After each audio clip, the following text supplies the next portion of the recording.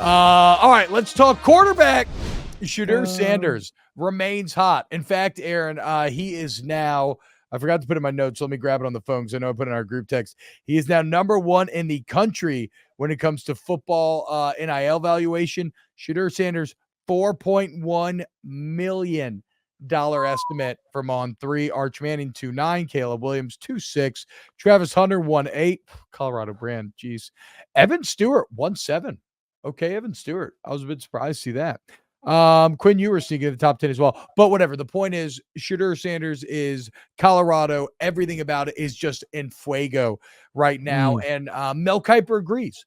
As Mel Kiper bumps Shedeur Sanders up to number 3 on his big board. Aaron, you played NFL quarterback. Yeah, you did. What did you bumped him up immediately, number 2? I said he's the number 2 quarterback in the Pac-12. So Mel has Caleb 1, Drake 2, and then now Shedeur Sanders 3. True or false? Accurate or not? Accurate. Okay. 100% accurate. Why? Yes. Well, Caleb will not move for the number 1 spot unless Caleb decides, as we discussed last week, to stay because he doesn't want to go to the Arizona Cardinals. Caleb is a generational talent. He's a freak. Like you are not moving Caleb Williams. And I don't know if you've watched him or not this season. He looks better than he did last year. Complete control of the offense. He's the efficiency's running. He makes it look so effortless. Like there's times where he's running the RPO, the run pass option game, and he's out on the edge. So it's like a zone read. He's going to have an option to throw it in the flat if he wants to. And he's making it look like he's going against high school kids. I mean, just like juking and diving and throwing around and crazy. He's a stud. There is no question in anyone's mind that Caleb Williams is not the best football player this year, the best quarterback. So yes, Caleb won. I think Drake with his just natural arm talent and size. I mean, he's a monster. High. His size, and his athletic arm talent.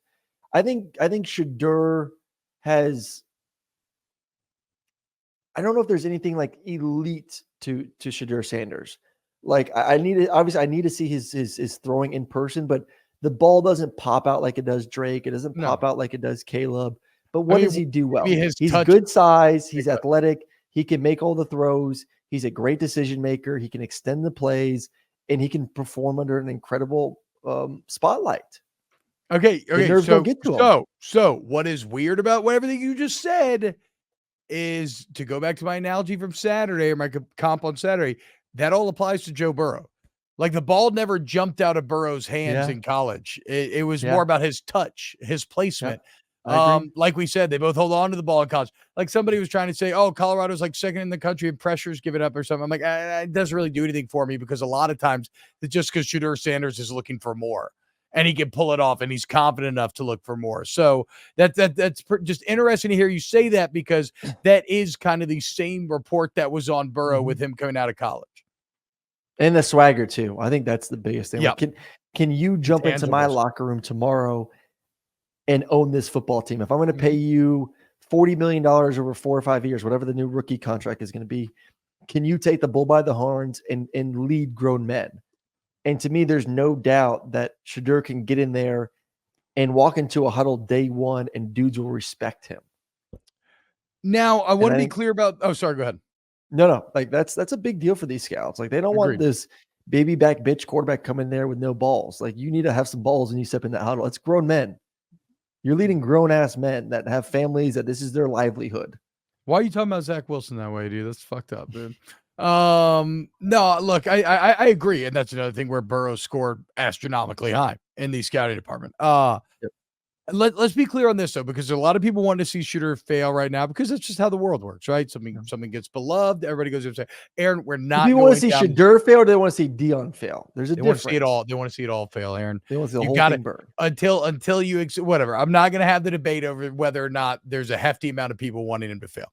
I think there probably is. I want to be clear about this. He's going to have an off week at some point. Colorado's going to have a down game. Okay. Look at what we just saw Josh Allen and Joe Burrow do in week 1 of the NFL season. Okay. This shit happens even to the best. So don't run too crazy whenever that comes. And also in the draft process, he will be picked apart and built back up and torn back down, right? Like no stone is ever left unturned. But I believe that what we've seen through 2 weeks and we keep talking about sustainable traits, the accuracy, the leadership, everything you just talked about, the ability to extend plays, the decision-making first and foremost, I do believe he is that first-round talent. Here's the question, though. Would you leave if you were him? If you're number 3? Because you'd be coming out in a year where I look around, Aaron, and holy shit, there's a lot of good quarterbacks coming out. Loaded. Penix, Maye, Williams, Ewers now in that club. That's not even getting into like the sneaky good guys like Cam Rising that are kind of littered throughout. Like it just and I know I'm missing like some very obvious names as well. It just said this is absolutely loaded class where you stay another year. You have the huge NIL valuation, so you'll make good money. Colorado, how about this, Aaron? Boulder, Colorado, highest, I think it's the highest median income of any college city, maybe in the Power 5. Like they're one of the richest cities in the country. So you're going to make it. And you go to the Big 12, you'll be the best team in the Big 12. Stay with your dad, stay with Travis Hunter for another year. I don't know how old Shiloh is. And then you'll have a good chance to be the number 1 pick overall. So like, even though he's already awesome, there is an argument for him coming back. No, of course there's an argument. Like this is the argument that's going to be for all these kids. Like, is staying in college worth it? Are you enjoying life? Like, there's something to be said about just enjoying being.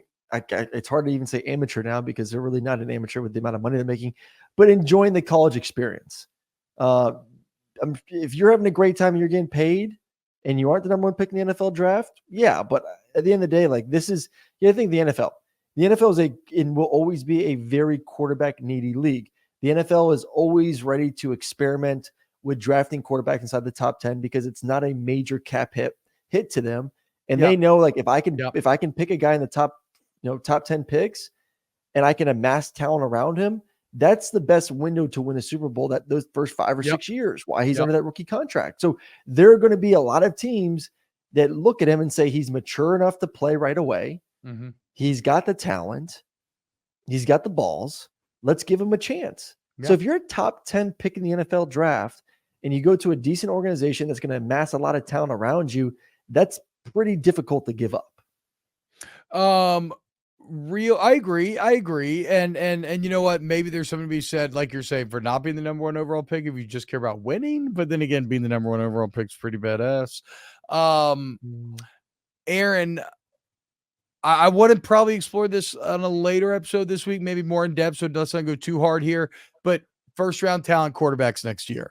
Caleb Williams, yes, right? Drake Maye, yes. Penix, yes. Are you giving Penix first round? Yeah, I get Penix first round. Okay. It's a lot of quarterbacks. Shedeur. Are you giving Quinn Ewers first round? Yes. I would put Quinn above Penix. Okay. So then who else? Are there any that I'm missing thus far? JJ looks pretty damn good at Michigan. I watched him again. JJ McCarthy. JJ looks good. Golly, I just will continue to talk about how much, and I got to see it against legit talent before I really say he's a first round talent. But what he's doing with the football throwing right now, and we already know how athletic he is, he looks like a damn first round talent. Damn. There's a lot out there, bro.